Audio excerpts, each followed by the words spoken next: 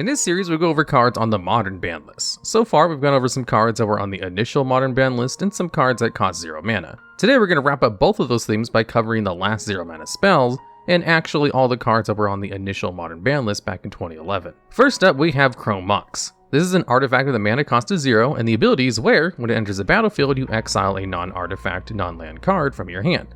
Then you can tap it to add 1 mana of the exiled card's color. Why is Chrome Mox banned? Last video we talked a little bit about what makes these kinds of colors so good when we talked about Mox Opal. To summarize, Moxen are kind of like lands that don't take up your land drop. Getting mana is important for literally every deck, so getting more mana is always good. This extra mana can allow you to accelerate your game plan far faster than you normally could. Magic has lots of strong stacks pieces that can make it essentially impossible for your opponent to play the game if you get them down early enough. It also has tons of combo decks that win the game on the spot if you get all the pieces down at the same time. Moxen, like Chrome Mox, can help get these cards out as early as the first turn of the game, leading to very early wins. Even better, unlike other cards that add mana, like Rituals, Moxen stays around and keeps making mana every turn, making them even stronger. So Moxen in general are kind of busted, but it's worth mentioning that Chrome Mox is even better than Mox Opal, staying on the ban list ever since the format was initially created, while Mox Opal was legal in the format for a while. So why is Chrome Mox so much better than Mox Opal? The answer is that it's just a lot easier to use.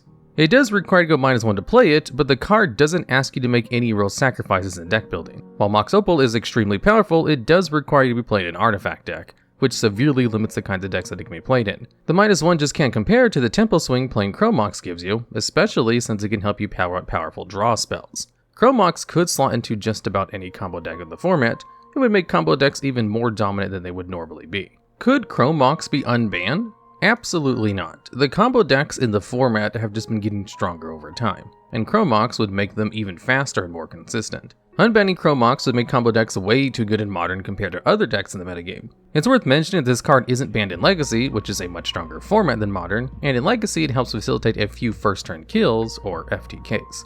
Wizards doesn't really allow first turn kills to stick around in Modern, unless they're very janky and inconsistent, because the format doesn't have enough 0 mana interactions like Force of Will to keep those decks in check. There are a few FTKs that would not only be possible in Modern, but could be fairly strong if Chrome Mox was around. One deck that's been floating around for a while is Goblin Charbelcher. This is a 4 mana artifact that lets you pay 3 and tap it to reveal cards on the top of your deck until you reveal a land, and deal that much damage to any target, including your opponent. If you can get the 7 mana to cast and activate this card without running any lands, you can kill your opponent on turn 1. Charbelcher is already a deck in Modern, and you can pull off turn 2 kills right now. With Chrome Mox, the deck would be able to pull it off on turn 1, and it would get faster across the board. And remember, this is just one example of a possible FTK deck. Chrome Mox getting unbanned would enable way too many broken combos to be unbanned. So, how could Chrome Mox be fixed to be unbanned? This one is really hard. There's really nothing you can do to fix the card other than just making it cost more mana. Making players exile 2 cards from their hand or making it enter the battlefield tap wouldn't go far enough. Players would still use it to set up extremely fast combo plays. The closest thing to fixed Mox in the game is Mox Amber, which requires you to control legendary creature or planeswalker to be able to activate it. You could give it a similar restriction, but having that on top of exiling a card from your hand would feel very strange from a card design perspective. Moxes are just really unbalanced cards, and need very hard restrictions to not be broken. Going -1 proved to not be nearly enough to make it fair. Next up, we have Artifact Lands, namely Ancient Den, Seat of the Synod, Vault of Whispers, Great Furnace, and Tree of Tales. These are a cycle of 5 lands that each tap for 1 of the 5 colors of magic, and are artifacts as well as being lands. This doesn't affect how they play at all, it just means they're vulnerable to artifact removal and count for artifact synergies. Why are the Artifact Lands banned? Well, remember when I said that having artifact type meant that they had synergies? Well, those synergies are really strong. You see, there's this deck in Modern called Affinity, which runs a bunch of cards that care about you having artifacts. The deck is named after the Affinity for Artifacts mechanic, which made spells cost 1 less for each artifact you control. They also ran cards like Nettlecyst and Arcbound Ravager. Nettlecyst is basically a creature that gets +1/+1 for each artifact you control, and Arcbound Ravager is a 2 mana creature with Modular 1, meaning it enters the battlefield with +1/+1 counters on it. When it dies, you move all those +1/+1 counters over to another artifact creature, and it has the ability where you can sacrifice an artifact to put a +1/+1 counter on it. So these decks were able to push out a lot of damage really quickly, and their strength was based on how quickly they could put artifacts into the battlefield. So the artifact lands were really strong because they basically let you put an extra artifact into the board every turn. This made affinity decks so strong in their respective standard format that the cards were preemptively banned when the format was first created, and they've stayed on the ban list ever since. Could the artifact lands be unbanned? This one is a weird one, because the right question is actually how many artifact lands could be unbanned. To answer this question, we look at the cards like Darksteel Citadel and Razor-Tide Bridge. Citadel is an artifact land with Indestructible that you can tap for colorless. This card is a constant inclusion in affinity decks for all the reasons we've talked about, but only having access to 4 copies has stopped it from being too strong. There's also Bridge, which can be tapped for white or blue, also has Indestructible and enters the battlefield tapped. This card is a member of a cycle of bridges that all have the same abilities, but tap for different colors of mana. Lands that have to enter the battlefield tapped are usually too weak to see any competitive play, but these cards have still managed to see play in affinity decks because being an artifact is just that good. So, looking over these cards, we can tell that artifact lands are very strong, but not strong enough that letting affinity decks have access to some of them would instantly break the deck. So we could unban some of the artifact lands, but unbanning all of them would make the deck far too strong. The thing is, Wizards is very unlikely to do this. Having some cards in the ban list that are virtually identical to cards off the ban list is just kind of strange. There are other cards similar to the artifact lands that are unbanned, but they have distinct differences. Having cards that the only difference between them is what color mana they tap for being unbanned, while other, identical cards are banned is kind of the thing that Wizards wants to avoid. They might still do it if they wanted to help out Infinity, but Wizards has shown to be more than willing to print more great Affinity cards, like Thought Monitor, so if they wanted to help Affinity, they would probably just print more good Affinity cards rather than do some awkward unbanning. So, to put it succinctly, the artifact lands can be unbanned, but not all at once, and that means they're very unlikely to ever actually be unbanned. How could artifact lands be fixed to be unbanned? They could currently be unbanned with no problem, as long as not all of them get unbanned. If we wanted to fix them so they could be unbanned all at once, they would need some kind of downside, like entering the battlefield tapped. Though, making them enter tapped would make them strictly worse than bridges, so some other downsides would probably be better. Though I can't think of anything that would really work. Maybe making tapping them for mana cost 3 life would make them risky enough to use that the cards would still be useful but not busted, as it would make the deck very weak to other aggro decks. Next up, we have Umezawa's Jitte. This is an artifact equipment with a mana cost of 2 and an equip cost of 2. It has the abilities where, whenever the equipped creature deals combat damage, you put 2 charge counters on the Jitte. You can remove a charge counter to do one of 3 things: give target creature -1/-1, give the equipped creature +2/+2, or gain 2 life. Why was Umezawa's Jitte banned? Jitte was a menace back in its standard format and has seen play in Legacy alongside Stoneforge Mystic for years. It's a bit hard to put into words just how much control over a board a Jitte can have. Once a creature with a Jitte on it gets into the red zone even once, combat will basically never go your way again. Playing any creature with 2 or less toughness is out of the question. They can remove both counters to give the creature +4/+4, meaning even relatively big creatures like Tarmogoyf will lose in combat to the creature. You can't really race them either, as the ability to remove counters to gain life means they can pad their life total really easily. All of these abilities combined kind of just takes creature combat out of the game for whoever who doesn't have a Jitte. What ends up happening is that once the Jitte has counters on it, the creature will start swinging in and getting more and more counters on the Jitte. You can't block because they can just pump it to response to win combat, you can't try to kill them first because it will just gain too much life, but you have to do something because they can start removing counters to kill all your creatures.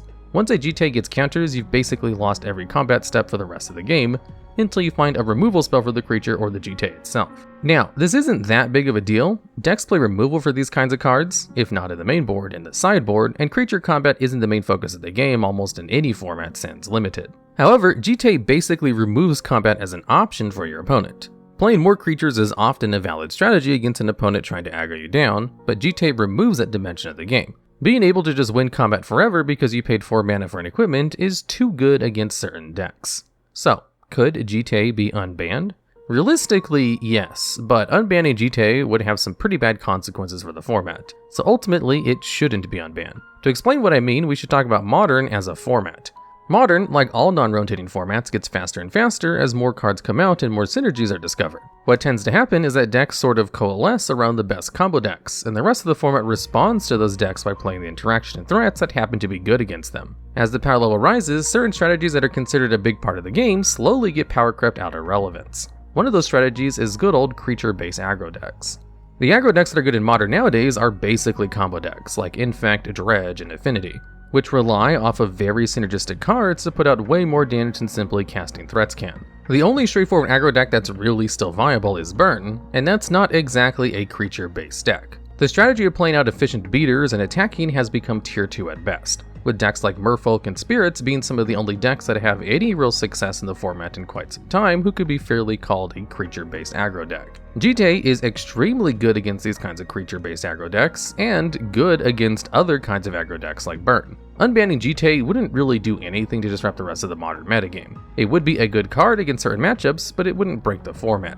The only thing it would really do is make decks like Merfolk kind of unplayable in Stoneforge decks. So realistically, unbanning Jitte wouldn't break the format, it would be just the final nail in the coffin for tier 2 decks and make Modern a format where combat focused decks aren't good enough anymore. So Jitte could probably unban without really doing too much damage, but when the only thing you gain from unbanning a card is making some people's pet decks worse, it makes more sense to leave the card banned. How could Jitte be fixed to be unbanned?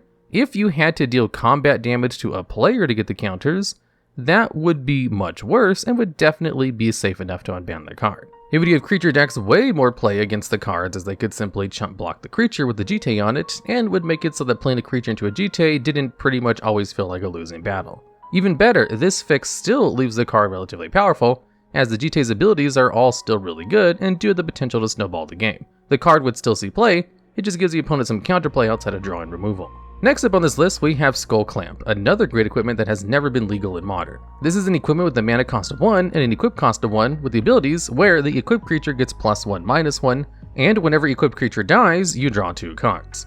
Why is Skullclamp banned? Skullclamp is really good at drawing you cards if you build your deck around it at all. Because Skullclamp gives the equipped creature -1 toughness, all you have to do to draw 2 cards is attach it to a 1 toughness creature. Not only is it easy to get 1 toughness creatures, it's easy to get multiple 1 toughness creatures. There are tons of cards that give you lots of small 1/1 creature tokens. Lots of these cards are also really strong. The most infamous example of cards that let you draw a ton of cards with the clamp are Young and Seasoned Pyromancer. Young Pyromancer is a 2/1 for 1 and 1 red with the ability where whenever you cast an instant or sorcery, you create a 1/1 red elemental creature token. This card was already really strong on its own, to the point where people not too long ago were building decks around its ability to make a huge number of creatures alongside cards like Lingering Souls, a card that makes 2 1/1 white spirit creature tokens with flying that you can flashback for just 2 mana, and would also be really good with Clamp. Seasoned Pyromancer is a 2/2 with the ability where when it enters a battlefield, you discard 2 cards and then draw 2 cards.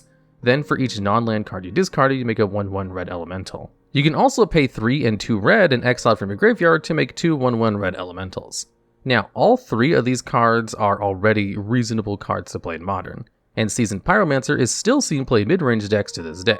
Skullclamp would let you cash in all these small, often not that useful 1/1s to draw 2 cards for just 1 mana. Drawing 2 cards is usually priced at about 3 mana, so this is an insane rate. Even better, unlike most draw spells, which you can only do once, Skullclamp sits on the field and lets you keep sacrificing cards to draw more and more cards. Skullclamp is such an egregious card draw spell that it's not all surprising the card was banned in almost every format it's been legal in. Could Skullclamp be unbanned? No, absolutely not. This card is still incredibly strong and there are tons of great cards that can support it. If Skullclamp was unbanned, it would either be the best deck in the format, or decks would warp themselves heavily around being able to counter those decks. How could Skullclamp be fixed to be unbanned? Just make it give the creature +1/+1 instead of +1/-1. Making players need to find some other way to kill the creatures would slow it down enough that the card would only be good rather than broken.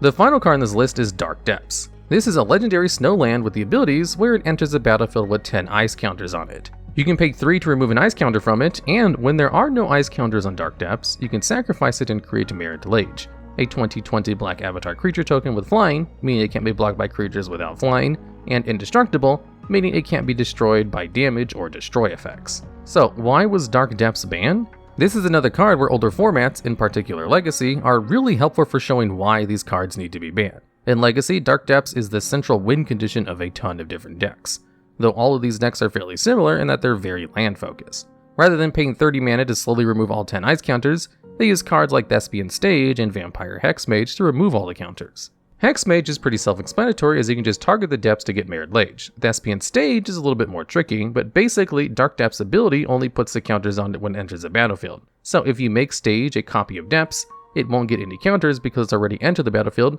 so you end up with a copy of Dark Depths with no ice counters. Though you will have to sacrifice the original Depths to the Legend rule, which does make this combo just a little bit worse.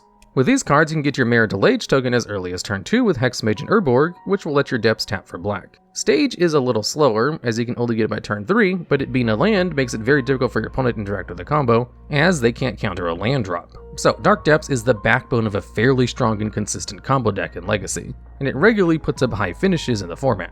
The combo would likely be too good in Modern, especially back in 2011 when other combo decks were significantly worse, so the card was banned at the start of the format. Could Dark Depths be unbanned?